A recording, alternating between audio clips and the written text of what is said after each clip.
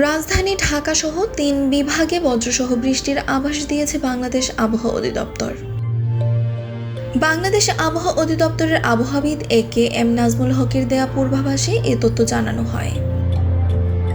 রাজশাহী এবং সিরাজগঞ্জ জেলাসমূহের উপর মৃদু তাপপ্রবাহ বয়ে যাচ্ছে এবং তা অব্যাহত থাকতে পারে এবং সারা দেশে দিন এবং রাতের তাপমাত্রা প্রায় অপরিবর্তিত থাকতে পারে।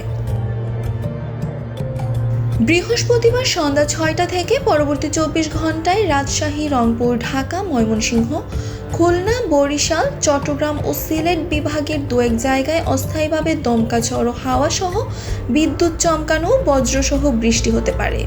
সেই সঙ্গে কোথাও কোথাও বিক্ষিপ্তভাবে শিলাবৃষ্টি হতে পারে।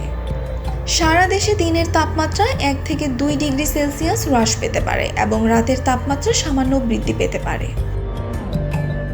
শুক্রবার সন্ধ্যা ৬টা থেকে পরবর্তী ২৪ ঘন্টায় রাজশাহী, রংপুর, ঢাকা, ময়মনসিংহ, খুলনা, বরিশাল, চট্টগ্রাম ও সিলেট বিভাগের দু-এক জায়গায় অস্থায়ীভাবে দমকা ঝড়ো হাওয়া সহ বিদ্যুৎ চমকানো, বজ্রসহ বৃষ্টি হতে পারে। সেই সঙ্গে কোথাও কোথাও বিক্ষিপ্তভাবে শিলাবৃষ্টি হতে পারে। সেই সঙ্গে সারা দেশে দিন এবং রাতের তাপমাত্রা ১ থেকে ২ ডিগ্রি সেলসিয়াস হ্রাস পেতে পারে।